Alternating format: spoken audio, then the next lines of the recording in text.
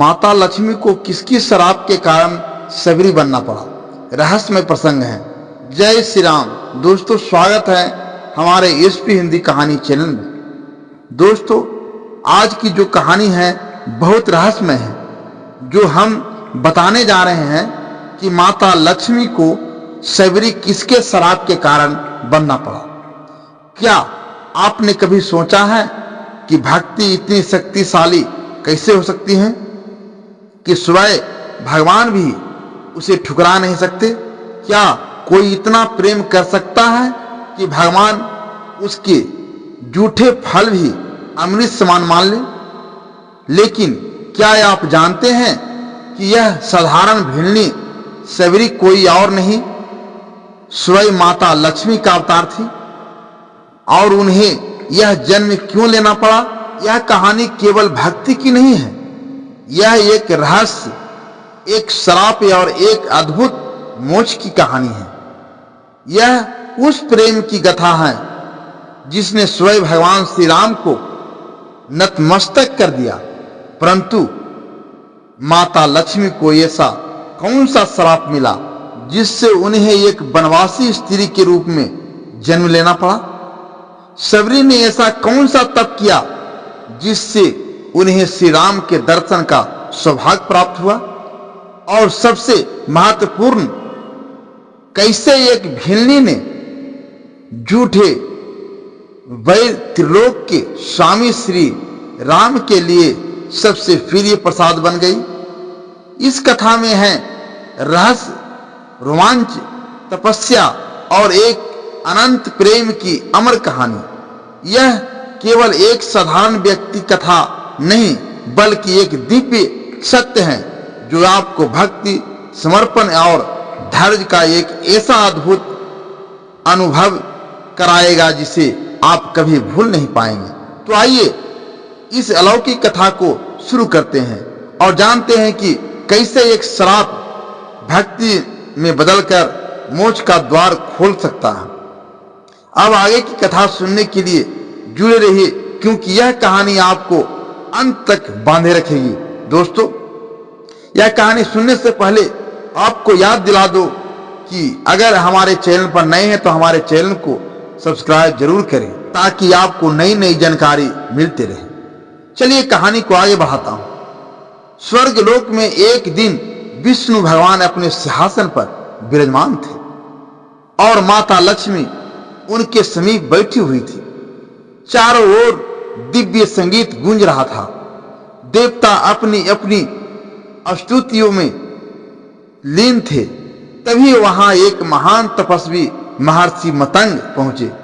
वे श्री हरि विष्णु के दर्शन के लिए आए थे, लेकिन माता लक्ष्मी उस समय अपने पति के साथ हास परिहास में मग्न थी और महर्षि के आगमन पर ध्यान नहीं दिया। महर्षि ने कुछ समय तक प्रतीक्षा की, लेकिन जब लक्ष्मी जी ने उनकी ओर दृष्टि तक नहीं डाली तो वे अत्यंत क्रोधित हो उठे। उनकी आंखें में क्रोध की अग्नि जल उठी और उन्होंने कहा, हे लक्ष्मी, तुम केवल अपने आनंद में लीन हो। भक्तों के आगमन की तुम्हें कोई चिंता नहीं। जो तुम्हारे दर्शन के लिए वर्षों तक तपस्या करते हैं, उनकी तपस्या को अनदेखा करना तुम्हारे लिए उचित नहीं। इसलिए मैं तुम्हें श्राप देता हूं कि तुम अपने प्रिय विष्णु से दूर हो जाएगी और पृथ्वी पर एक वनवासी स्त्री के रूप में जन्म लोगी। यह सुनते ही स्वर्ग लोक में सन्नाटा छा गया। सभी देवता स्तंभ रह गए। माता लक्ष्मी हतप्रभ हो गई। उन्होंने महर्षि से क्षमा मांगी, लेकिन ऋषि का श्राप अटल होता है। भगवान विष्णु ने मुस्कुराते हुए माता लक्ष्मी का हाथ पकड़ा और कहा, हे देवी, इस श्राप में भी एक दिव्य लीला छिपी है। जब मैं त्रेता युग में श्री राम के रूप में अवतारित होऊंगा, तब तुम सबरी बनोगी और मेरी भक्ति का सर्वोच्च उदाहरण स्थापित करोगी।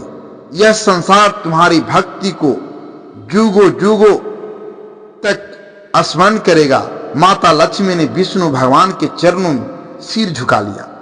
वे जानती थी कि भगवान की हर लीला में गहन रहस्य छिपा होता है, लेकिन उन्हें नहीं पता था कि यह श्राप उनके कितने कठिन तप और धैर्य की परीक्षा से गुजरने वाला था। महर्षि मतंग के श्राप के कारण माता लक्ष्मी अगले जन्म में एक वनवासी भिल्ली के रूप में जन्मी। उनका नाम सबरी रखा गया।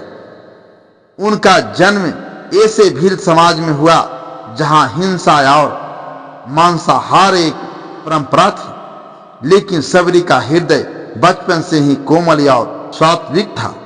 वे जंगल के प्राणियों से प्रेम करती थी, पंछियों को दाना डालती और वृक्षों की सेवा करती।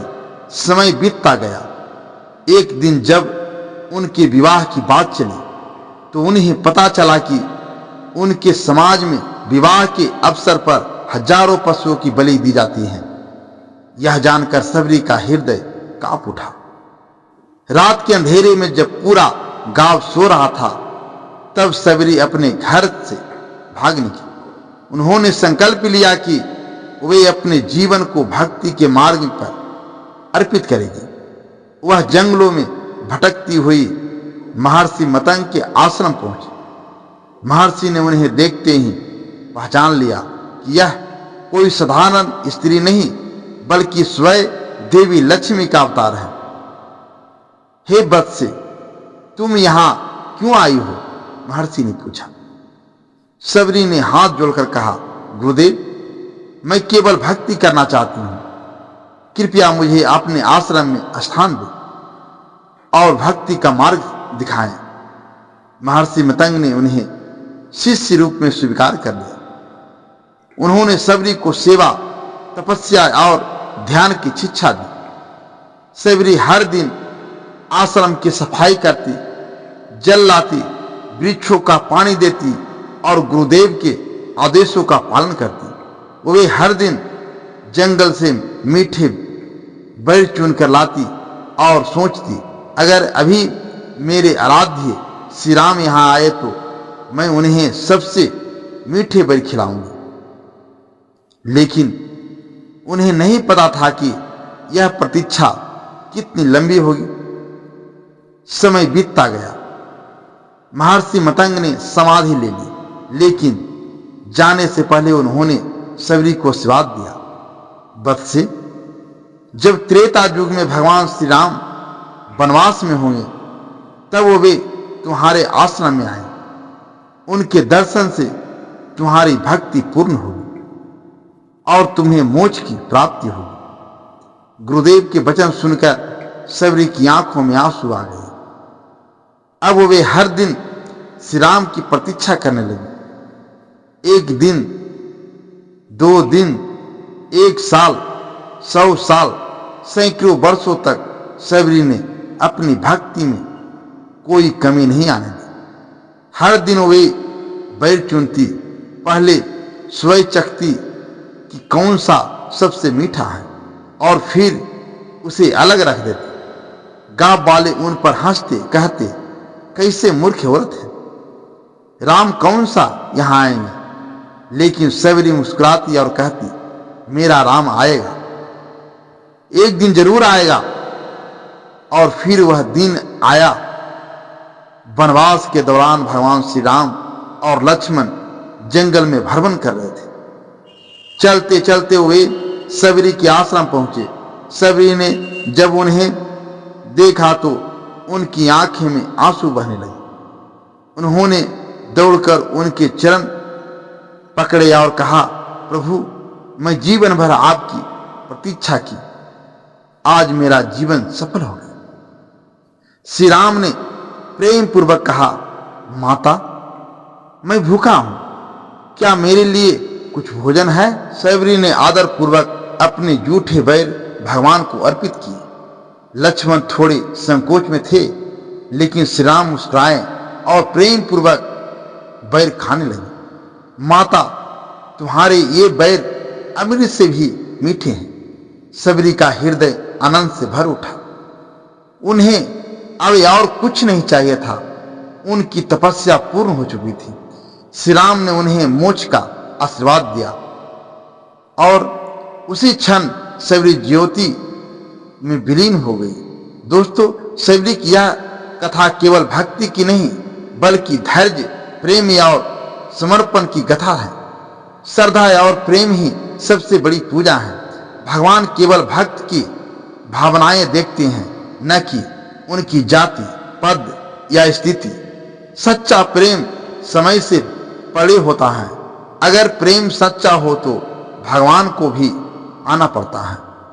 आज भी जब भक्त श्री राम की पूजा करते हैं तो वे शबरी के अमर प्रेम और भक्ति को याद करते हैं।